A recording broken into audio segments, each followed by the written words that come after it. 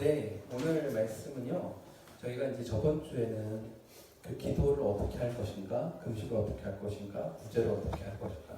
우리 성도들이 하나님 앞에 나아갈 때, 제자들이 하나님 앞에 나아갈 때 어떻게 하면 좋겠는가 하는 것들에 대해서 말씀을 나눴었어요. 근데 이제 오늘은 이제 주기도문 들어가기 전에 우리가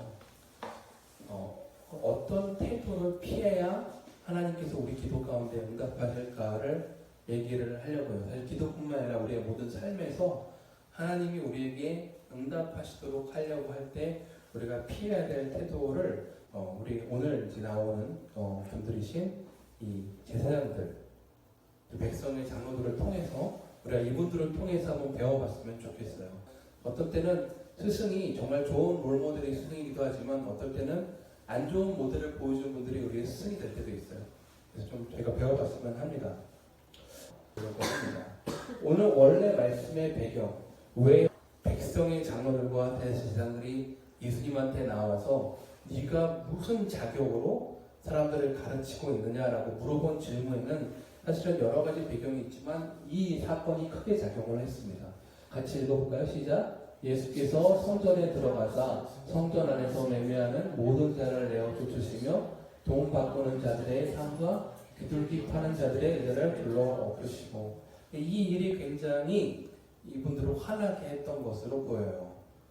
성전을 보실까요? 그래 좀 약간 좀 시각적으로 보면 좀 이해가 더 되죠. 여기 1세기 당시 예루살렘의 모형입니다. 그러면 이제 저희가 보시면 이쪽이 이제 바로 다윗성이라고 불렸던 구도시이고요. 바로 위에 이제 헤롯 대제가 헤롯 대왕이 세운 그 당시 예수님이 말씀하셨고 돌 위에 돌 하나도 남겨지지 않을 것이라는 성전이 바로 이 부분입니다. 그리고 건너편에 이제 올리브산 예수님께서 올라가셔서 앉으셨을 때 제자들에게 말씀하셨던 부분이죠. 조금 더 이렇게 보시면 이제 여기가 기브론 이제 그 남쪽에 솔로몬의 아내들이 우상을 세웠던 그 힌멜이라고 불리는 곳이 있습니다. 여기 성전을 좀 가까이 볼까요? 가까이서 보시면 이렇게 되어 있는데 보시면 여기가 이제 제사장들이 주관하는 지역입니다. 저기는 아무나 못 들어가요. 그리고 그 중에서도 가장 거룩한 지성소는 대제사장만 1년에 한 번 들어갈 수 있습니다. 예수님께서 우리를 위해 죽으셨을 때 저 안에 있는 휘장, 아주 거대하고 높은 휘장이에요. 저 위로부터 아래까지 있는 휘장이 위로부터 아래로 쭉 찢어진 거죠. 이게 아래부터 위로 찢어질 게 아니라는 게 중요해요. 하나님께서 세상을 사랑하사 독생자를 주신 거죠. 그리고 죄인된 우리를 먼저 사랑하신 거죠. 그래서 위로부터 아래로 찢어졌습니다. 하나님께서 우리와의 관계를 오픈하신 거죠. 두 번째는 이 부분인데요. 여기는 이제 여인들의 뜰이라고도 하고 또 이스라엘 사람들의 뜰이라고도 하는 지역인데요. 바로 여기가 또한 헌금함을 이렇게 놓기도 한 지역이기 때문에 예수님께서 여기서 여인이 랩돈 두 립을 과부가 내는 것을 보고 예수님께서 저기 앉아 계시다가 이 과부가 오늘 내 모든 사람들보다 더 헌금을 많이 내는 또한 바로 그 위치입니다. 그리고 이제 여기가 이방인의 뜰이라고 불리는 지역이에요. 그래서 이제 여기는 이방인들도 올 수 있습니다. 그 이상으로 들어가면 죽어요. 실제로 이렇게 써붙였습니다. 그 당시에 이방인들이 저 안에 들어오면 이방인의 뜰 안쪽으로 들어오는 순간 죽는다고 적어놨습니다. 사실 이방인들을 위한 장소인 것 같아 보이지만 그만큼 이방인들을 아주 적대시했다는 거죠. 이 부분이 바로 이제 예수님께서 성전 상인들을 몰아냈던 지역일 거예요. 저기가 주로 물건들을 팔던 지역이었습니다. 왜 물건들을 팔았느냐? 양을 데리거나 흠없는 수양을 데리고 와서 제사를 드려야 되는데 갈릴리 사는 사람들은 너무 힘들잖아요. 거기서 어떻게 흠없는 수양을 예루살렘까지 끌고 와요? 말이 쉽지. 그러다가 흠이 생기면 다시 돌아가야 돼요. 그러니까 그것을 도와드리기 위해 사실은 이제 이런 파는 것들이 이것저것 생겨났고 성전세도 원래 내야 되는데 이 당시는 성전세가 이제 그 로마 황제의 그것이 새겨져 있잖아요. 우사의 것이라고 해서 성전세를 두로 세겔이라고 하는 다른 화폐로 가졌습니다. 그래서 평범하게 가지고 있던 사람들이 그걸 거기서 바꿨던 거죠. 그거 자체는 오케이 문제가 안 되는데 문제는 여기 자리세를 아마도 누가 받았을 것 같아요? 이 대제사장들과 이 장로들이라 하는 이 사람들이 자리세를 받았던 것으로 추정이 됩니다.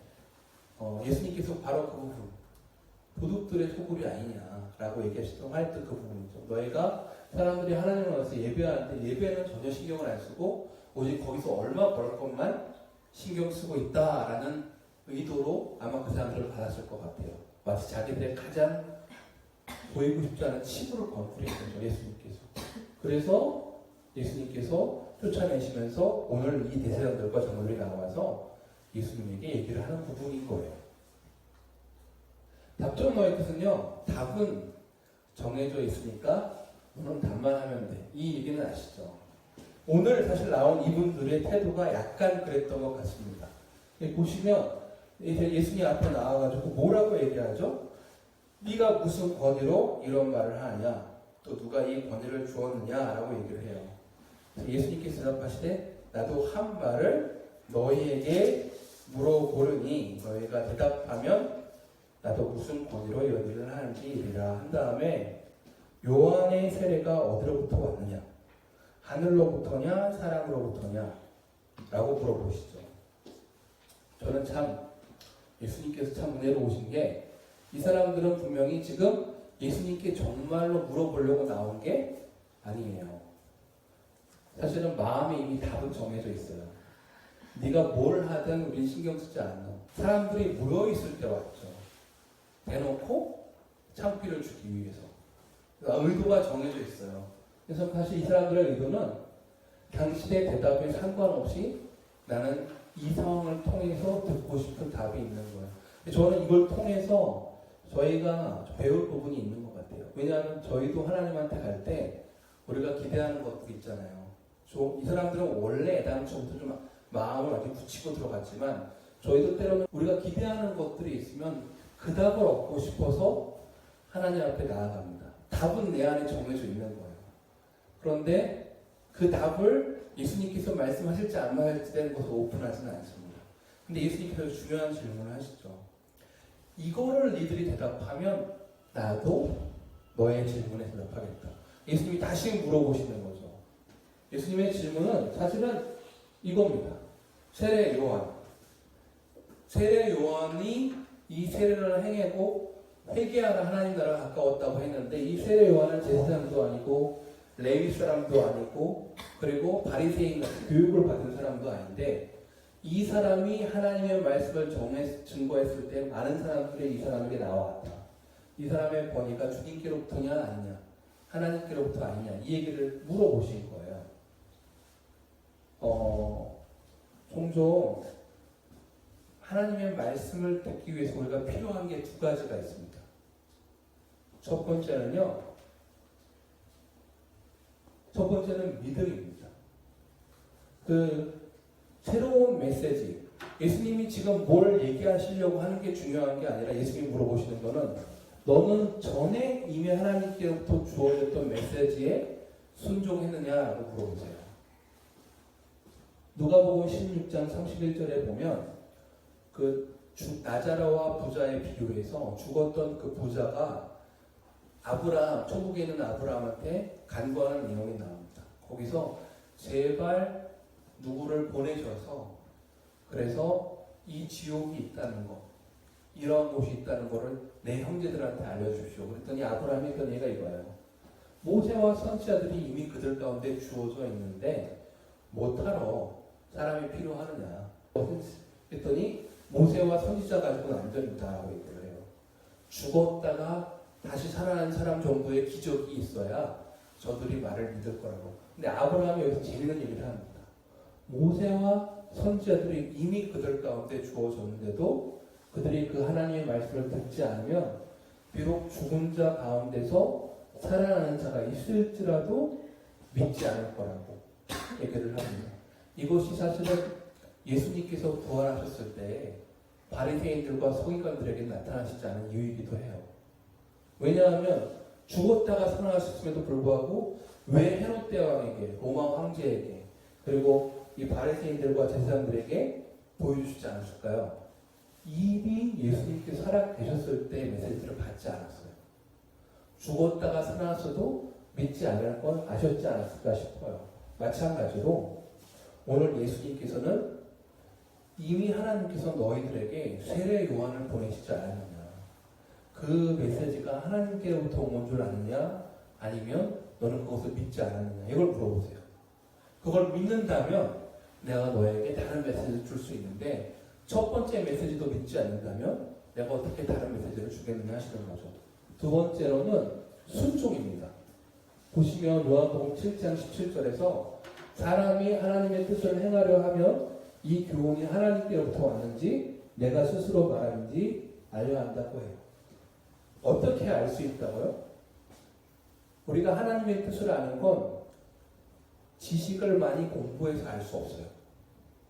우리가 하나님의 뜻을 아는 거는 뭔가 공부를 많이 해서 알 수 없어요. 우리가 하나님의 뜻을 우리 삶에 알려면 오직 한 가지 태도가 필요하다고 얘기해요. 그 말씀에 내가 순종할, 행하려고 하는 마음이 있느냐 없느냐. 그러면 내가 비로소 하나님의 뜻인지 아닌지를 알겠다고 하세요. 저희가 대화할 때도 여러분이 간접적으로 경험하셨을지 몰라요. 뭔가 얘기를 하는데 마이동풍인 친구가 있으면 대화가 안 돼요. 그럴 때는 사실은 우리 마음속으로는 이미 압니다. 얘는 내 말을 들을 마음이 없구나.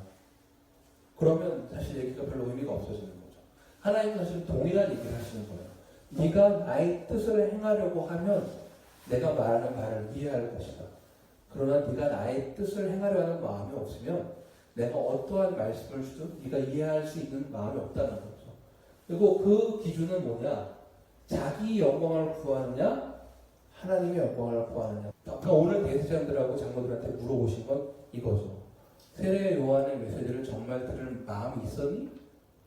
내가 너에게 준 메시지를 믿었었니? 그러면 내가 너에게 다른 것들을 계속 갈 길을 밝게 보여줄 수 있는데 이미 준 것들도 믿지 않는데 왜 새로운 것을 달라고 하냐는 거죠.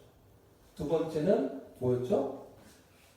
그것이 하나님께로부터 나오느냐 아니냐를 믿느냐 아니냐를 타는 건 정말로 네가 나한테 온 이유가 나를 믿고 내게 순종하러 나왔느냐 아니면 답정너로 나왔냐 이걸 물어보시는 거죠. 사실 얼마나 하나님이 친절한지 생각해 보세요.